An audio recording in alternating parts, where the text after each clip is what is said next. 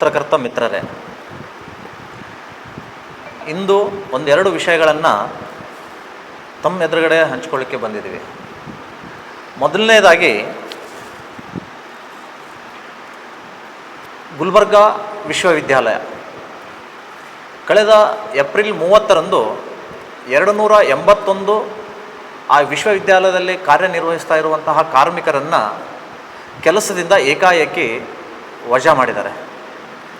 ಮರುದಿನವೇ ಮೇ 1ನೇ ತಾರೀಕು ಕಾರ್ಮಿಕ ದಿನಾಚರಣೆಯಿಂದಲೇ ಒಂದು ದೊಡ್ಡ ಮರ್ಮಾಘಾತವನ್ನು ಆ ವಿಶ್ವವಿದ್ಯಾಲಯದ ಕುಲಸಚಿವರು ನೀಡಿದ್ದಾರೆ. ಅದನ್ನು ಖಂಡಿಸಿ ಸುಮಾರು 281 ಜನ ಕಾರ್ಮಿಕರು 10 ದಿನಗಳಿಂದ ಧರಣಿ ಸತ್ಯಾಗ್ರಹವನ್ನು ಆ ಯೂನಿವರ್ಸಿಟಿಯಲ್ಲಿ ಆವರಣದಲ್ಲೇ ನಡೆಸ್ಕೊಂಡು ಹೊರಟಿದ್ದಾರೆ. ಆ ಕಾರ್ಮಿಕರ ಕುಂದುಕೊರತೆಗಳನ್ನು, ನೋವುಗಳನ್ನು ಕೇಳಿದರೆ ಎಂಥವರಿಗೂ ಕೂಡ ಮನ ಕಲಕುತ್ತೆ. ಅನೇಕ ಮಹಿಳೆಯರಿದ್ದಾರೆ, ಅತಿ ಹೆಚ್ಚು ದಲಿತ ಸಮಾಜಕ್ಕೆ ಸೇರಿದಂಥವರು ಅಲ್ಲಿ ಕಾರ್ಮಿಕರಾಗಿ ಕೆಲಸ ನಿರ್ವಹಿಸ್ತಾ ಇದ್ದಾರೆ. ನಾವು 300 ರೂಪಾಯಿಯಿಂದ ಒಂದು ತಿಂಗಳಿಗೆ 300 ರೂಪಾಯಿಯಿಂದ ಇಲ್ಲಿಯವರೆಗೆ ಸೇವೆ ಮಾಡ್ಕೊಂಡು ಬಂದಿದ್ದೀವಿ. ಈಗ ದಿಢೀರನೇ ನಮ್ಮನ್ನು ಕೆಲಸದಿಂದ ಕಿತ್ತಾಕಿದರೆ ನಾವು ಎಲ್ಲಿ ಹೋಗಬೇಕು? ಮಹಿಳೆಯರು ಹೇಳ್ತಾರೆ, ನಮ್ಮ ಸೇವಾ ಅವಧಿಯಲ್ಲಿ ಎಷ್ಟು ಜನ ಇಲ್ಲಿ ಕುಲ ಸಚಿವರಾಗಲಿ ವೈಸ್ ಚಾನ್ಸಲರ್ ಆಗಲಿ ಬಂದಿದ್ದಾರೆ, ಅವರು ಮನೆಗೆ ಹೋಗಿ ಬೆಳಿಗ್ಗೆ ನಾವು ಅವರಿಗೆ ಅಡುಗೆ ಮಾಡಿ, ಮನೆ ಕಸ ಗುಡಿಸಿ, ಮನೆ ಸಾರಿಸಿ, ಮತ್ತೆ ನಾವು ಯೂನಿವರ್ಸಿಟಿಗೆ ಬಂದು ಕೆಲಸ ಮಾಡಬೇಕು. ಆ ರೀತಿ ನಮ್ಮನ್ನು ದುಡಿಸ್ಕೊಂಡಿದ್ದಾರೆ. ಏಕಾಏಕಿ ಈಗ ನಮ್ಮನ್ನು ಹೊರದಬ್ತಾ ಇದ್ದಾರೆ. ಇದು ಅತ್ಯಂತ ಅನ್ಯಾಯ ನಮ್ಗೆ ಆಗಿದೆ. ಈ ಒಂದು ನೋವನ್ನು ಜಿಲ್ಲಾ ಉಸ್ತುವಾರಿ ಮಂತ್ರಿಗಳಿಗೆ ದೂರವಾಣಿ ಮುಖಾಂತರ ತೋಡ್ಕೊಂಡ್ರೆ, ನಮ್ಮನ್ನು ಯಾಕೆ ಪದೇ ಪದೇ ಫೋನ್ ಮಾಡ್ತೀರಿ, ನಮಗೆಲ್ಲ ಗಮನಕ್ಕೆ ಬಂದಿದೆ. ಇಲ್ಲ ಸರ್, ನೀವು ಈ ಉಸ್ತುವಾರಿ ಸಚಿವರಿದ್ದೀರಿ, ನಿಮ್ಮನ್ನು ಸಂಪರ್ಕ ಮಾಡಬೇಕಾಗಿದೆ, ನೀವು ನ್ಯಾಯ ಕೊಡಿಸಿ ಅಂದರೆ ಇಮ್ಮಿಡಿಯೇಟಾಗಿ ಫೋನ್ ಕಟ್ ಮಾಡ್ತಾರಂತೆ. ಹೀಗಿದ್ದರೆ ಈ ದಲಿತ ವರ್ಗ ಕಾರ್ಮಿಕರಿಗೆ ನ್ಯಾಯ ಕೊಡಿಸುವವರು ಯಾರು ಅನ್ನುವಂತಹ ಪ್ರಶ್ನೆ ಇವತ್ತು ನಮ್ಮೆಲ್ಲರನ್ನ ಕಾಡ್ತಾ ಇದೆ. ಪ್ರತಿಯೊಬ್ಬ ಮಹಿಳೆಯೂ ಕೂಡ ಅಲ್ಲಿ ಕಣ್ಣೀರು ಹಾಕ್ತಾ ಇದ್ದಾರೆ. ದುರಂತ ಅಂದರೆ ಇವರು ಯೂನಿವರ್ಸಿಟಿಯ ಟಾಯ್ಲೆಟ್ ಬಳಸ್ತಾ ಇದ್ದಾರೆ ಅಂತ ಹೇಳಿ ಆ ಟಾಯ್ಲೆಟ್ಗೂ ಕೂಡ, ಲೇಡೀಸ್ ಟಾಯ್ಲೆಟ್ಗೂ ಕೂಡ ಬೀಗ ಹಾಕುವಂಥ ಕೆಲಸ ಅಲ್ಲಿಯ ಯೂನಿವರ್ಸಿಟಿಯವರು ಮಾಡಿದ್ದಾರೆ. ಅವರು ಮನುಷ್ಯರಲ್ವಾ? ಮೃಗೀಯ ರೀತಿಯಲ್ಲಿ ಆ ಯೂನಿವರ್ಸಿಟಿ ಆಡಳಿತ ಮಂಡಳಿಯವರು ಅಲ್ಲಿಯ ಕಾರ್ಮಿಕರನ್ನು ನಡೆಸ್ಕೊಳ್ತಾ ಇದ್ದಾರೆ. ಇದು ಅತ್ಯಂತ ಖಂಡನೀಯ. ನಾವು ಅವರಿಗೆ ಹೋಗಿ ಬೆಂಬಲವನ್ನು ಕೊಟ್ಟಿದ್ದೀವಿ. ಇಮಿಡಿಯೇಟಾಗಿ ಮರುಪರಿಶೀಲನೆ ಮಾಡಿ ಅವರನ್ನು ನೇಮಕಗೊಳಿಸಬೇಕು ಅಂತ ನಾವು ನಮ್ಮ ಪಕ್ಷದಿಂದ ಆಗ್ರಹವನ್ನು ಪಡಿಸ್ತಾ ಇದ್ದೀವಿ. ಎರಡನೇ ವಿಷಯ ಅಂದರೆ, ಈ ಗುಲ್ಬರ್ಗಾ ಯೂನಿವರ್ಸಿಟಿ ಏನಿದೆಯಲ್ಲ, ವಿಶ್ವವಿದ್ಯಾಲಯ, ಇದು ಅಕ್ರಮಗಳ ಗೂಡಾಗಿದೆ. ಭ್ರಷ್ಟಾಚಾರಗಳ ಬಹಳ ದೊಡ್ಡ ತಾಣ ಆಗಿದೆ.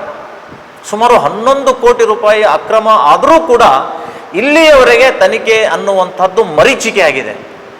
ಯಾರೂ ಕೂಡ ಅದರ ಬಗ್ಗೆ ಗಮನ ಹರಿಸ್ತಾ ಇಲ್ಲ, ಕೇಸ್ ಆಗ್ತಾ ಇಲ್ಲ, ಎನ್ಕ್ವೈರಿ ಆಗ್ತಾ ಇಲ್ಲ. ಎಲ್ಲವೂ ಲೂಟಿ ಮಾಡಿಕೊಂಡು ಅಲ್ಲಿ ಯೂನಿವರ್ಸಿಟಿ ನಡೆಸ್ತಾ ಇದ್ದಾರೆ. ಆ ಕುಲಸಚಿವರು ಹೇಳ್ತಾರಂತೆ, 3-4 ವರ್ಷದಲ್ಲಿ ಇದು ಮುಚ್ಚಿ ಹೋಗುತ್ತೆ ಯೂನಿವರ್ಸಿಟಿ, ನೀವೇನು ಬಡದಾಡಿದ್ರೋ ಏನೂ ಮಾಡೋಕ್ಕಾಗೋದಿಲ್ಲ ಅಂತ ಹೇಳಿ ಉಡಾಫೆ ಮಾತುಗಳನ್ನು, ಬೆದರಿಸುವ ರೀತಿಯಲ್ಲಿ ಅವರನ್ನು ನಡೆಸ್ಕೊಳ್ಳುವಂಥದ್ದು ಇದು ಬಹಳ ದೊಡ್ಡ ಶೋಚನೀಯ ಆಗಿದೆ. ನಾನು ಅಲ್ಲಿಯ ಕುಲಸಚಿವರಿಗೆ ಮತ್ತು VC ಅಂತಾರೆ, ವೈಸ್ ಚಾನ್ಸಲರ್ ಅವರಿಗೆ ನಾನು ಆಗ್ರಹ ಪಡಿಸ್ತೇನೆ ಮತ್ತು ಸವಾಲು ಹಾಕ್ತೇನೆ. 2025 ನವೆಂಬರ್ನಲ್ಲಿ ಇಲ್ಲಿಯ ಜಿಲ್ಲಾ ಉಸ್ತುವಾರಿ ಮಂತ್ರಿಗಳು ಉನ್ನತ ಶಿಕ್ಷಣ ಇಲಾಖೆಗೆ ಪತ್ರ ಬರೀತಾರೆ.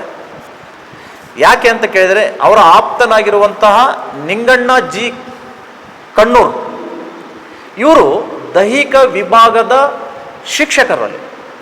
ಇವ್ರದ್ದು ಏನಿದ್ರು ಕೆಲಸ ಕ್ರಿಕೆಟ್, ಹಾಕಿ, ಫುಟ್ಬಾಲ್, ವಾಲಿಬಾಲ್, ಇದಕ್ಕೆ ಡೈರೆಕ್ಷನ್ ಕೊಡುವಂಥವ್ರು. ಇಂಥವರನ್ನು ಸಂಪೂರ್ಣ ಅವಧಿಯಲ್ಲಿ ಮೌಲ್ಯಮಾಪನ ಕುಲಸಚಿವರನ್ನಾಗಿ ನೇಮಕ ಮಾಡಬೇಕು ಅಂತ ಹೇಳಿ ಈ ಒಂದು ಲೆಟರನ್ನು ಮಾನ್ಯ ಸಚಿವರು ಉನ್ನತ ಶಿಕ್ಷಣ ಇಲಾಖೆಗೆ ಬರೀತಾರೆ.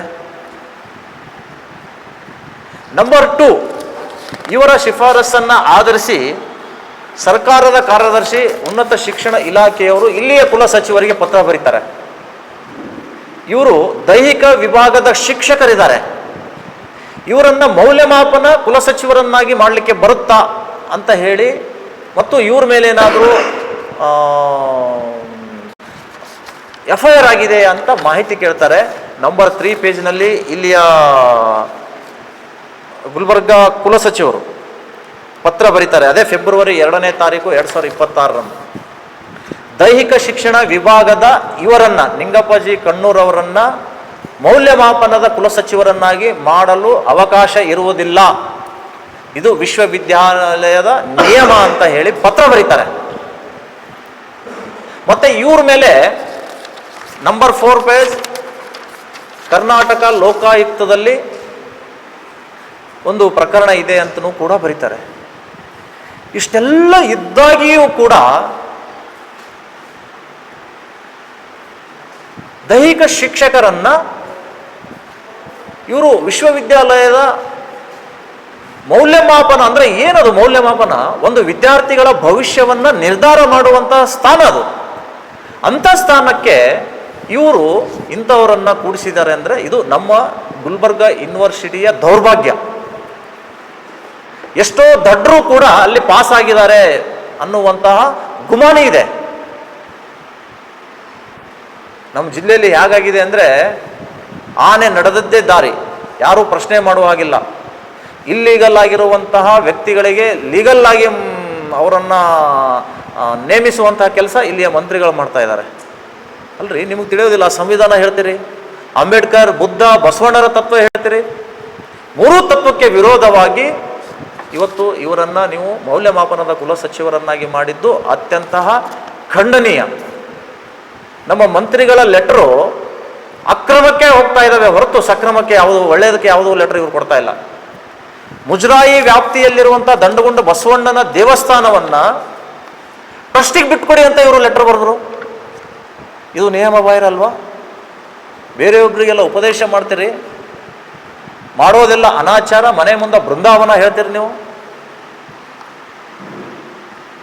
ನಾನು ಅಲ್ಲಿಯ ಕುಲಸಚಿವರಿಗೆ ಸವಾಲು ಹಾಕ್ತೇನೆ, ನಿಮಗೇನಾದರೂ ತೆಗೆಯೋದಾದರೆ ಆ 281 ಬಡ ಅಪಾಯಿ ಕಾರ್ಮಿಕರನ್ನಲ್ಲ, ನಿಮಗೆ ತಾಕತ್ತಿದ್ರೆ ನಿಯಮ ಬಾಹಿರವಾಗಿ ನೇಮಕಗೊಳಿಸಿರುವಂತಹ ಡಾಕ್ಟರ್ ನಿಂಗಪ್ಪ ಜಿ ಕಣ್ಣೂರವರನ್ನ ಕೆಲಸದಿಂದ ಕಿತ್ತಾಕಿ.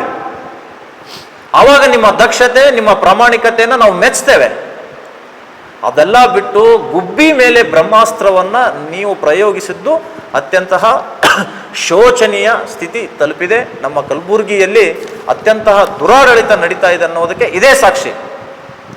ಗದಾ ಕೋ ಗೋಡಾ, ಗೋಡಾ ಕೋ ಗದಾ ಬನ್ನೆ ವಾಲೆ ಮಹಾಮಾಂತ್ರಿಕ ಹಮಾರ ಮಂತ್ರಿ ಹೈ. ಇದರಿಂದ ನಮ್ಮ ಜಿಲ್ಲೆಯಲ್ಲಿ ಕಾನೂನು ಸುವ್ಯವಸ್ಥೆ ಸಂಪೂರ್ಣವಾಗಿ ಹದಗೆಡ್ತಾ ಇದೆ ಅನ್ನುವಂಥದ್ದನ್ನು ಹೇಳ್ತಾ, ಆ 281 ಜನ ಅಮಾಯಕ ಹೊರಗುತ್ತಿಗೆ ಆಧಾರದಲ್ಲಿ ನೇಮಕಗೊಂಡವರನ್ನು ಪುನಃ ನೇಮಕ ಮಾಡಿಕೊಳ್ಬೇಕು ಅನ್ನುವಂಥದ್ದು ನಮ್ಮ ಶಿವಸೇನಾ ಪಕ್ಷದ ಆಗ್ರಹ.